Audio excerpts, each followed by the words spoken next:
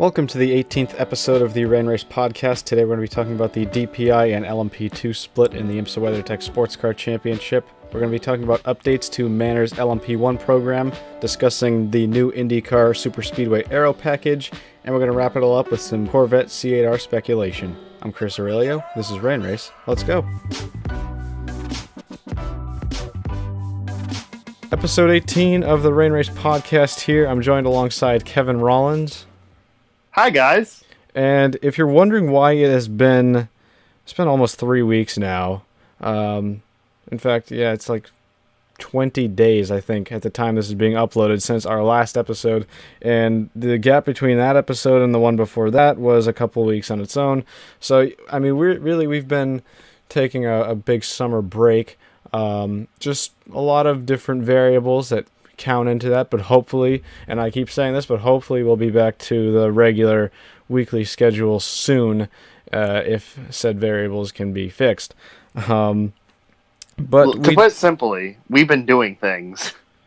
Yeah, more specifically another person, and if you don't get the hint on why he's not here, then others, but we're talking Hi, about Kyle, if you haven't picked it up. Yes.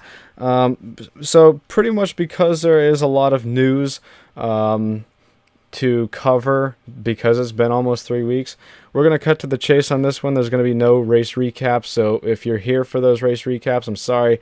Tune into the next episode. Hopefully those will return, but we're going to also skip out on most of the speculation. I say most because there's one piece at the end that's partially speculation, but mostly the topics that are speculation related that we usually cover. We're going to skip over those in this episode and just jump straight to the hard facts that we know. So starting off on this one, in the previous episode, we had a bit of a debate between myself, Kevin, and David, and very minorly Kyle, about a potential split between Daytona Prototype International and LMP2 cars in the IMSA WeatherTech Sports Car Championship. Well, last week was the IMSA State of the Series. Scott Atherton got up on stage and announced all the new plans for the series, and largely the biggest announcement to come out of this one was actually that there would be a split between the two formulas. And Kevin, I know you were on the separate side that David and I were on.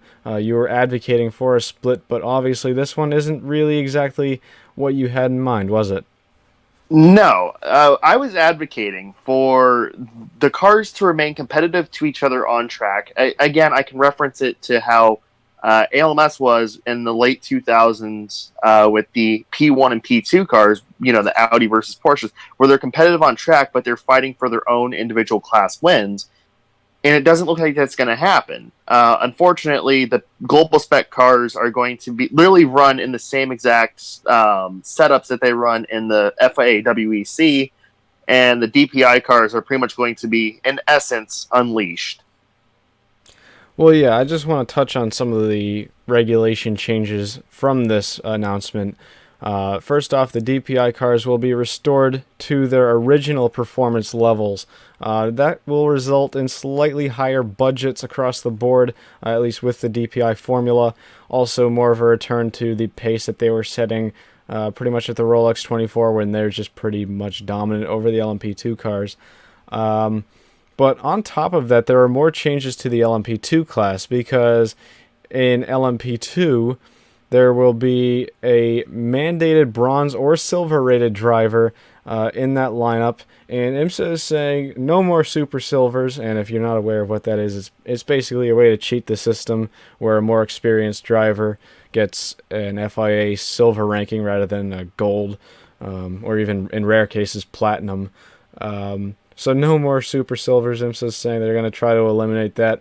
Obviously, it's not going to be a perfect system because it's kind of hard to regulate that in a little bit. But mandated bronze or silver rated drivers in the LMP2 class. And on top of that, the gold and platinum drivers in the LMP2 cars, if there are any, will have a limited drive time.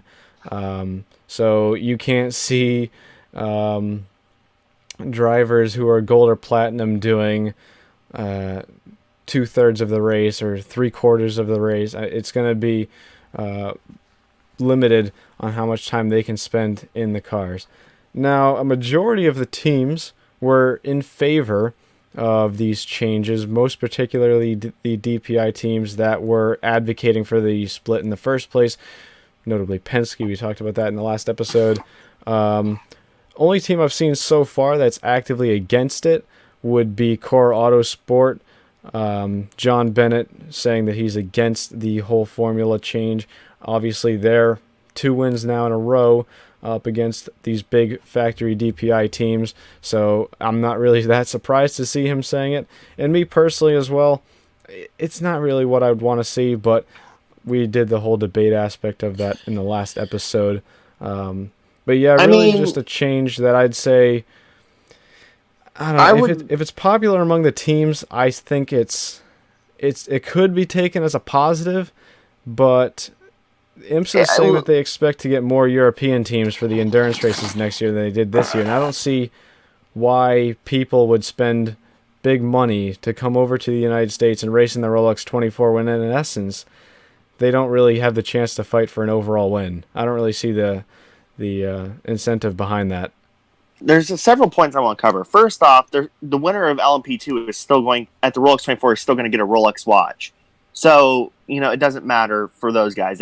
Because the guys that race in LMP2, most of those guys come over anyways, like United Autosport, Joda Sport came over. All those guys came over, and when they race in Europe, they're not competing for overall wins at Le Mans and all that. So, they're going to be used to it, the teams that do come over. But for guys like Core Autosport, who are here to race for overall victories, I can see why John Bennett is arguing against it, and he has every right to, and he does have some valid points. I mean, the Orca LMP2 car has won outright the last 3 races that Prototype has competed in.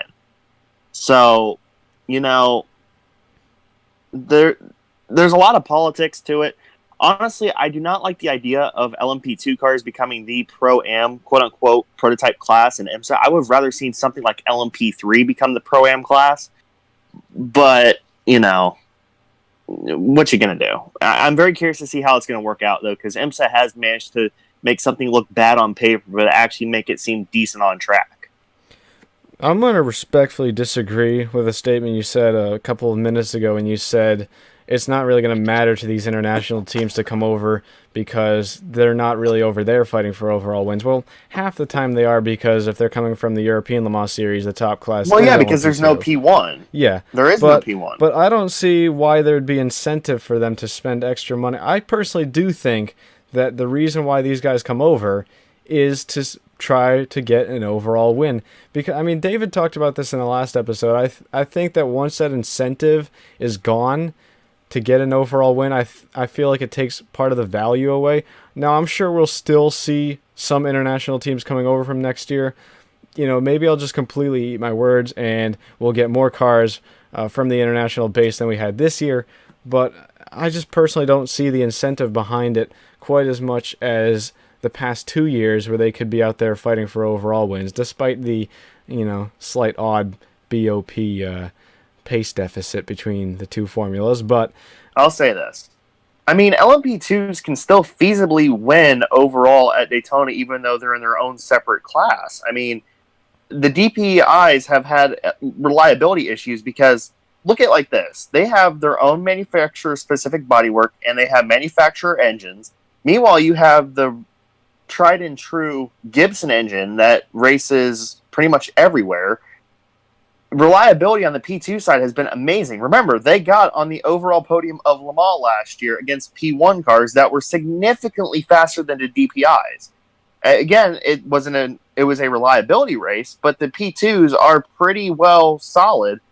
And if you look at it, they've actually not been exactly up to pace with the DPIs and stuff at the Rolex 24 and at Sebring and those places. It's really in the later half of the season where they actually come into their own at tracks like Watkins Glen and Mo Sport, like we have seen this year. Yeah, and that's what I'd call the European style of tracks. But I don't know. I feel like the biggest thing that's going to hurt these LMP2 teams isn't the pace deficit. I think it's going to be the fact that they need to have mandated drivers under the bronze or silver ranking, and their more experienced drivers under the gold or platinum rating will have limited drive time. I mean, I think that that's a little bit unnecessary. Of course, that all falls under the fact that they're trying to make the class pro-am, but it's really just another factor in limiting the chance to see a P2 car win overall. Now, I'm not discounting it. Of course, anything can happen in an endurance race, but we're certainly not going to see P2 cars winning as much as they have been this year, even though the number is only 3 at the moment. I'll say this. I've always said this since the idea of a split was brought up, that if it was handled properly with a class split, it would work fantastically. Is fantastically a word, though? Possibly. It is in my dictionary. But anyways, it would work. Like, it would actually work if it was handled properly.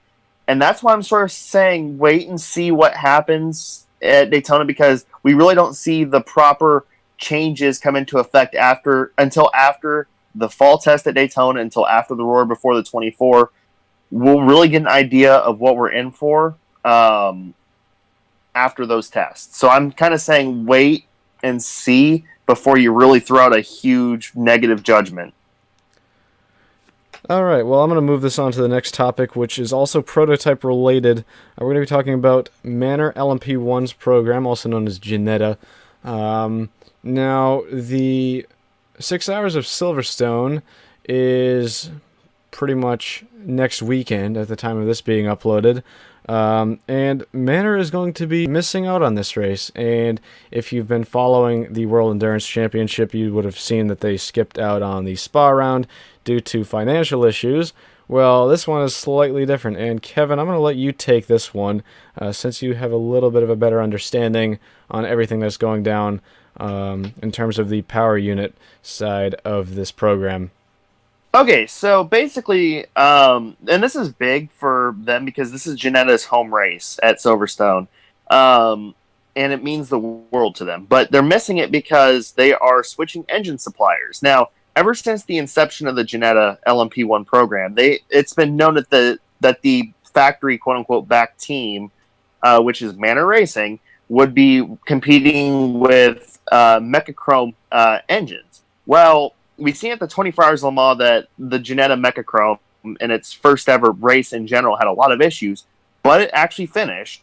However, there's a lot of political stuff to it. Mainly, there's a lot of financial stuff to it as well. And essentially, Mechachrome wasn't rolling out the updates that they were supposed to.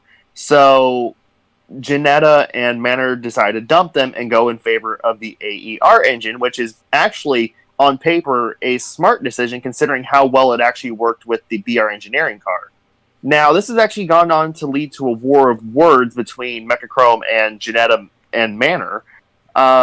Basically, Mechachrome is boasting about the fact that they finished the race even though they were barely classified. And that race is Le Mans, just to clarify. Yeah, but yeah. Yeah, at Le Mans.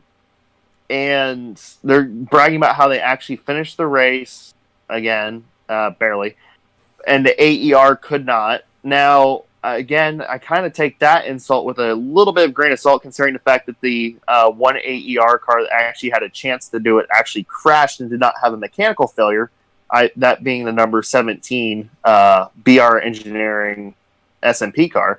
The number 11 had mechanical issues, but the AER historically in P1 has not been a great engine. However, it is really fast. And we've seen that this year, how the combination of the BR engineering car and the AER was actually faster than the Rebellion by a long shot. I'm curious to see what it can do with the Ginetta, but again, it's just led to a war of words between the former partners. Well, I mean, I don't really have that much to add to what you were talking about. I mean, like you said, most notably the switch to the AER power plant.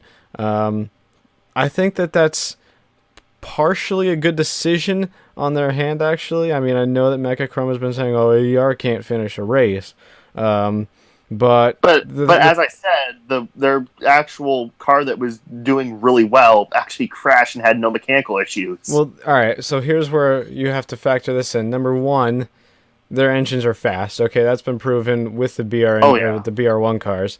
And number two, because they have more teams running the AER engine, that means more R&D.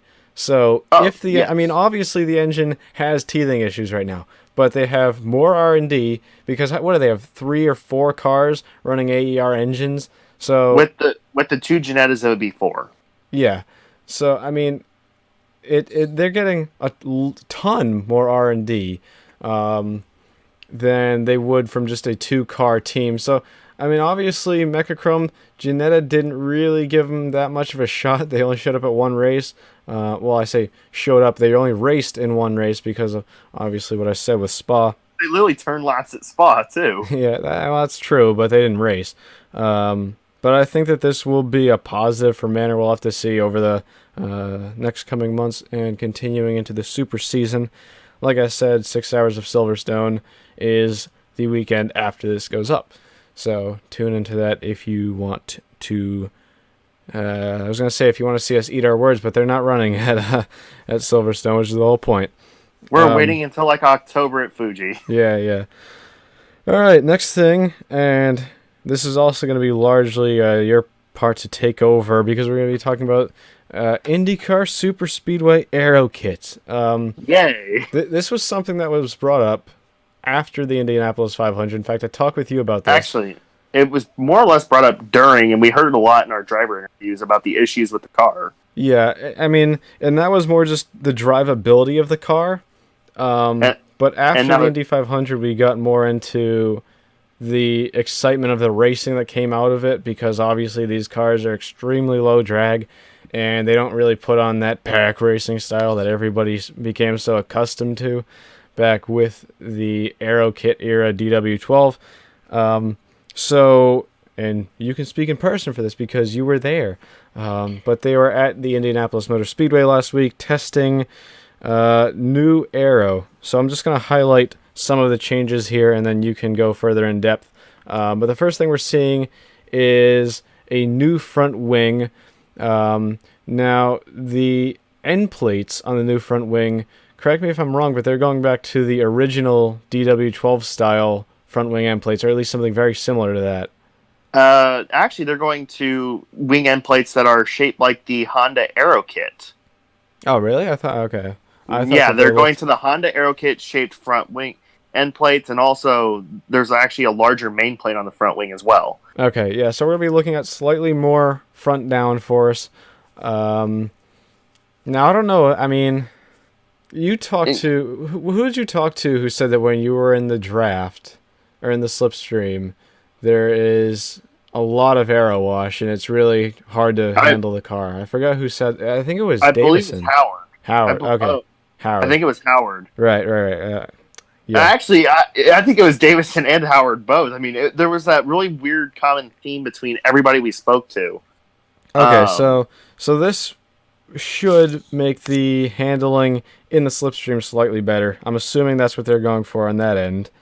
Yeah. Okay, so one other thing about it is that they've actually gone from a more Chevy-style front wing end plate approach to a more Honda front wing end plate approach, because if you remember back, the Chevy was a lot more sculpted and it was a little bit more complex compared to the Honda, which was very straightforward, and now they've gone to that more straightforward approach. It's really, I mean, it's hard to tell without any numbers or without any data, but they will be running that at Pocono, correct? Yes. Which is in 2 weeks' time? Yeah, actually. 2 weeks about time. 2 Okay. weeks, yeah. And we haven't touched on this yet, but they also have a slightly larger rear wing, which I believe you said that's more sculpted as well, correct? Well, it's not really more sculpted, but the bowing on it. And what I mean by bowing is how it is curved. It sort of has a bow and arrow style, or bow style sculpt to it. And So now, sculpt, like I said. yeah. So the angle on the back end is a lot less. It's less noticeable, and overall, like, it's very small details, but for someone who like nitpicks details like myself, through the very few photos that I got while I was there, it was very noticeable to myself and also to several people who I sent the photo to. And we all agreed that the rear wing was completely different, and also looks like the crash box in the back is smashed in more. All right, so I'm just trying to decipher here what all these changes will mean in terms of the quality of the racing. I think that it's going to be more downforce, a little bit more drag, and that should result in. I don't think it's going to result in much closer racing, but the stability should definitely be there when they're in the tow. Um, I think the racing is going to be less spread out, but not really pack racing still. It's still going to be spread out racing, more like the original DW12 era of cars, but I don't think we're going to see that sort of catch the leader format where once somebody gets into the lead, they're pretty much able to pull away like we saw at Texas and like we saw at Indianapolis this year. And I also wanted to make one more note that I was there for about an hour, and there was only two drivers there, being Scott Dixon and Will Power, and of course Team Penske being Team Penske. They were playing with the diffuser on the back. So, again, that's one of the few things you can manipulate on this Aero kit is the diffuser itself. Team Penske was actually adding more strakes to the diffuser, which is actually kind of interesting. Were you able to pick up if they were playing in the draft after that? Because I assume that's the only reason. Okay, so that makes sense. Yes. They're trying to figure out what makes the car more stable in the draft then. Yeah, considering it was Team Penske and Ganassi there, but they were drafting and they were playing nice with each other. So kudos to you guys. All right.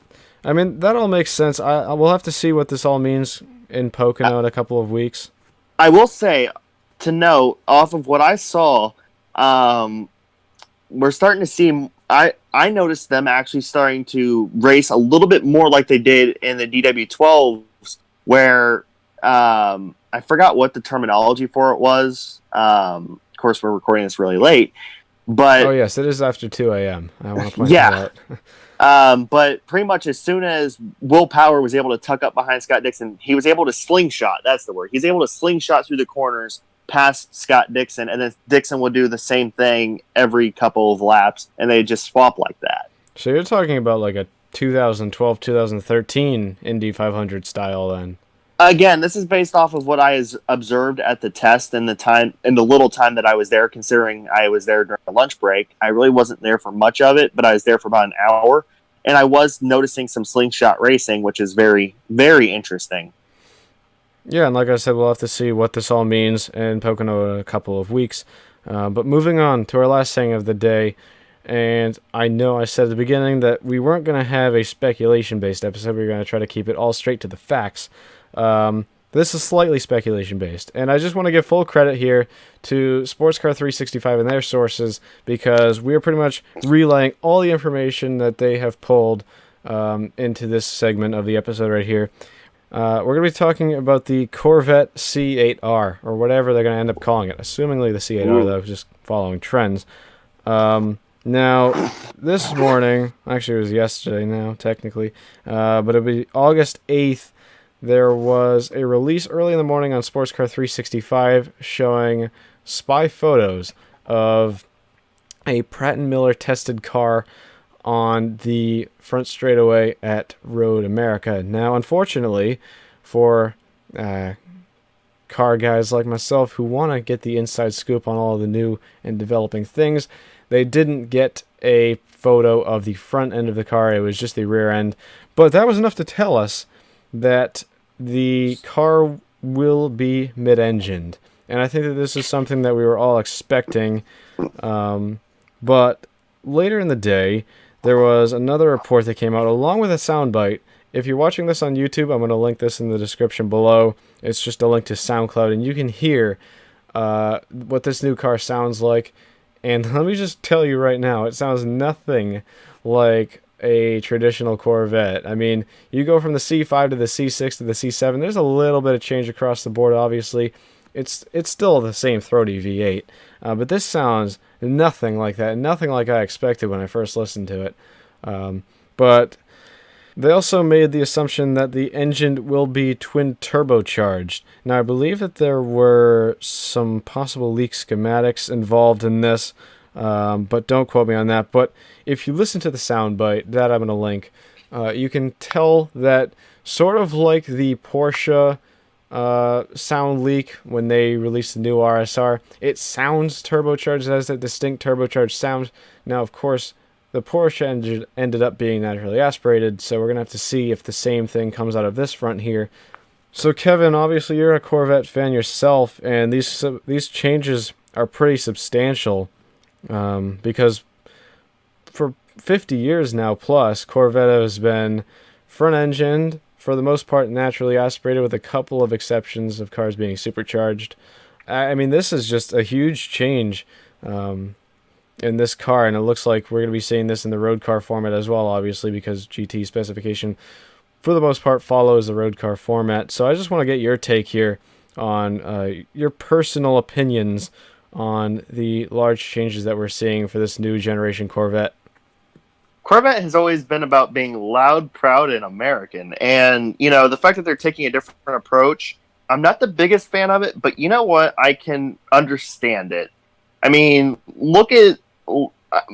listen, competition these days is everything. And we've seen how companies like Ford have literally designed their street car around their race car to bypass, the GT regulations on, the correlation between road car and street car.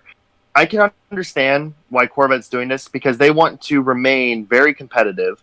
They want to remain up there. In the last couple of years, they've sort of been not where they'd like to be. I mean, sure, they've been competing for wins. They almost won Le Mans last year, but those are surprise instances when they're up there. So they really want a car that will be there every weekend, competing with the Fords and fighting against the Porsches. They want literally to try to be as successful as they was in GT1, which they will never do because they're fighting against themselves. But they want to be as dominant as they used to be, and that's very admirable. And I'm okay with them making changes to the cars as long as we see the Bow-Tie Brigade up there fighting for it and dominating. And also, look at this. The C7 is literally the oldest car on the grid right now. It came out in 2014. It was dominant when it first came out, minus its few teething issues in early 2014. I mean, even Aston Martin has taken huge bows away from what they're used to develop a car that will be competitive, and it hasn't worked for Aston at all.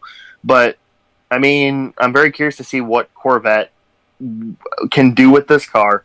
I think once they get the niggly little problems out of it after a couple of races, that it will be a fantastic car. But, it's an interesting approach, and it's very different from Corvette, but sometimes different is good.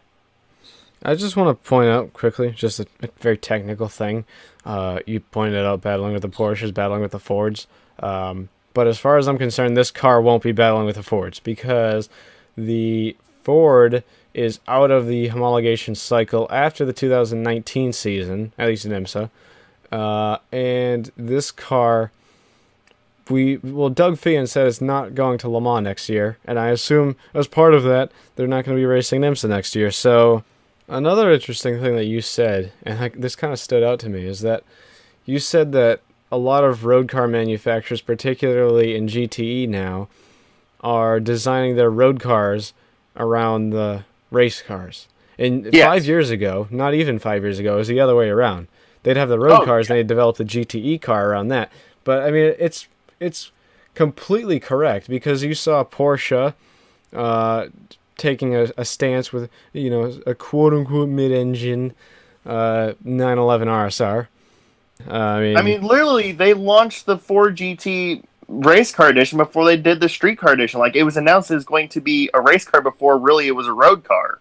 yeah, and I mean, that's the common trend nowadays, is that when manufacturers are invested in factory GT racing, GT particularly, because these cars are more... I mean, I haven't really seen many GT3 manufacturers doing the same thing, or if they are, it's not as obvious. But I feel like GTE, with that increased performance level and that increased factory supportment across the board, I feel like that's where you're seeing the most changes made, especially because GT is slightly less restricted as well, so it's a good proving ground for your road cars.